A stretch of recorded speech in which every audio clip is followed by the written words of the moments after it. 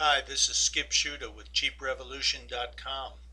I'm going to take you through the 10-slide pitch deck. This is a format that I've used with entrepreneurs in my work as a coach and as an instructor at the Wharton Small Business Development Center. I actually came across this approach as a way to create sort of an agile business plan, something you could do very quickly and iterate on as an entrepreneur. Let's get started. This particular format comes from Guy Kawasaki and The Art of the Start. I got to give a bow. This is a great book. If you don't own it and you're an entrepreneur, you got to go out and get this book. You can find it in our library at thecheaprevolution.com, or you can go right to guykawasaki.com, The Art of the Start. Guy presents a 10-slide format that entrepreneurs can use to tell their overall story about the business that they are currently building. I'm going to actually use cheaprevolution.com, which is a side business for me. It's a startup that I'm putting together, and use that as an example as we go through the 10 slides. And I'm going to kind of zoom through this pretty quickly. It's not polished, but hopefully you'll get the idea. First of all, what it is. Very first slide, when you open up, what's the name of the business and what does it do? My focus here isn't really on Cheap Revolution. We're just going to use it as an example. But here I say it's a free resource for entrepreneurs, a how-to guide to leverage digital age tools. And you put your contact in there. Then you talk about the problem. The idea here is to get people nodding. Is this a problem? Yeah, entrepreneurs need support, but they can't afford it. Going through the detail. These are obviously talking points to help emphasize the problem that you're going to address. You don't necessarily need to talk about your problem. In fact, you probably shouldn't talk about your problem on this slide. It's to get buy-in that there is a problem. Then you can present the solution. In the third slide, you want to talk about what it is you're doing to address the problem that you just discussed. In this case, we're really focused on content for entrepreneurs, blog posts, screencasts, and videos. That's really been our staple at cheaprevolution.com, but we have a number of ideas that we're hoping to promote in the upcoming months and years for Cheap Revolution as we grow the business. Business model. How are you going to make money? For us, it's a sponsorship model. Banner ads, affiliate marketing ads, Google AdSense, Amazon Bookstore. Lots of ways to get sponsorship to help bring great content to entrepreneurs. What's the underlying magic?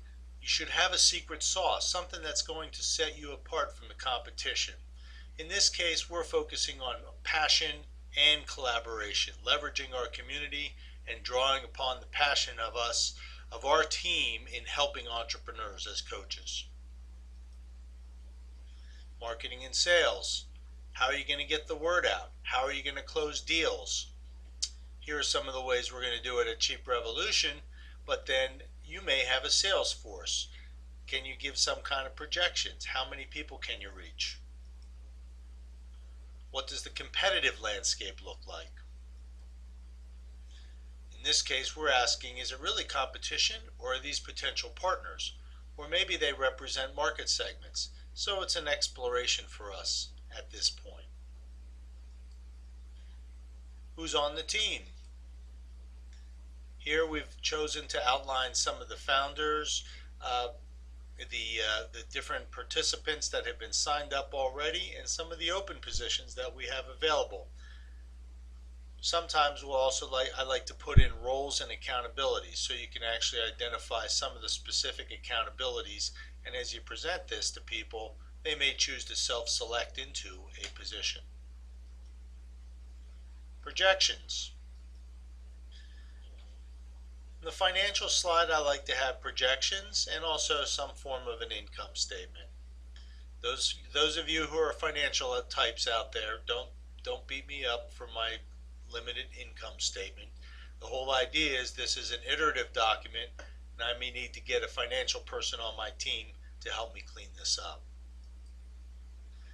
And then finally, what's the status? What does your timeline look like, and can you demonstrate momentum? In this case, we're actually looking at a number of things that we've already accomplished, represented by the check marks and the open boxes, representing things that we still need to accomplish. So that's a very quick tour of the pitch deck format. Now you just want to wash, rinse, and repeat, meaning this is an iterative process. You're going to use this for dynamic steering of your business. Create the first version of your deck with you and your core team in just 2 or 3 hours, and then ask yourself, which parts of your deck are the weakest? Which parts really resonate? And I feel that you've really nailed those pieces down. And then you can start to build out some of the weak links. Create a sounding board of friendlies that you can use to test out your idea and take them through this pitch deck. Present, listen, iterate, change the version level, and go through the process again. This is going to allow you to build your business quickly and rapidly in an iterative fashion with lots of feedback. Good luck, and I'll see you at cheaprevolution.com.